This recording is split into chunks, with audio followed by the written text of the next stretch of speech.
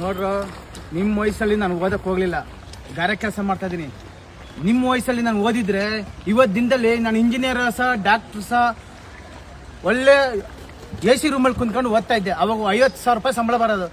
ನೋಡಿ ಈಗ ಬೇರೆ 300-400 ರೂಪಾಯಿ ಕೂಲಿ ಕೆಲಸ ಮಾಡ್ತಾ ಇದ್ದೀನಿ.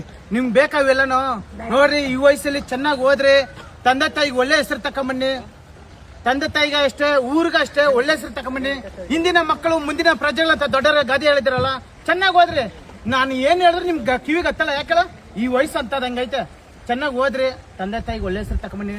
ನೀವು ದೊಡ್ಡವರಾದ್ರೆ ಅಷ್ಟೇ, ತಂದೆ ತಾಯಿ ಕೈ ಬಿಡಕ್ ಹೋಗ್ಬೇಡ್ರಿ. ತಂದೆ ತಾಯಿನ ಚೆನ್ನಾಗಿ ಸಾಕ್ರಿ, ತಂದೆ ತಾಯಿಗೆ ಊಟ ಹಾಕ್ರಿ. ನೀವು ಕಷ್ಟ ಬಿದ್ದು ಕೂಲಿ ನಾಳಿ ಮಾಡಿದ್ರೆ ಸರಿ, ತಂದೆ ತಾಯಿನ ಬಿಡಕ್ ಹೋಗ್ಬೇಡ್ರಿ. ಯಾಕಂದ್ರೆ ದೊಡ್ಡವರಾದ್ಮೇಲೆ ಯಾವ್ದಾದ್ರು ಹುಡುಗಿ ಸಿಕ್ಕಿದ್ರೆ ತಂದೆ ತಾಯಿನ ಬಿಟ್ಬಿಟ್ಟು ಹೋಗ್ಬಿಡ್ತೀರಿ. ಯಾರು ಬಿಡಕ್ ಹೋಗ್ಬೇಡ್ರಿ.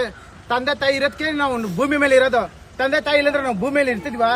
ನೋಡಿ, ನಾನು ಒಂದ್ ಮಾತು ಹೇಳ್ತೀನಿ, ಕಷ್ಟ ಬಿದ್ದು ದುಡಿರೋ ಕೆಟ್ಟ ಚಟ ಒಂದ್ ಬಿಟ್ಟು ಕಷ್ಟ ಬಿದ್ದು ದುಡ್ದು ಅಪ್ಪ ಅಮ್ಮನಿಗೆ ಅಡ್ತು ತನ್ನಾಕ್ರಿ. ಅವ್ರು ಹುಡ್ಸಿದ್ಕಾದ್ರು ಸಾರ್ಥಕ ಆಗತ್ತೆ. ನಾನು ಅಷ್ಟೇ ಹೇಳೋದು, ಬೇಜಾರು ಮಾಡ್ಕೊಂಬಿಡ್ರಿ.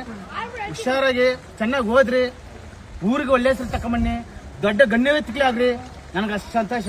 ಓಕೆ, ಬಾಯ್. ಜೈ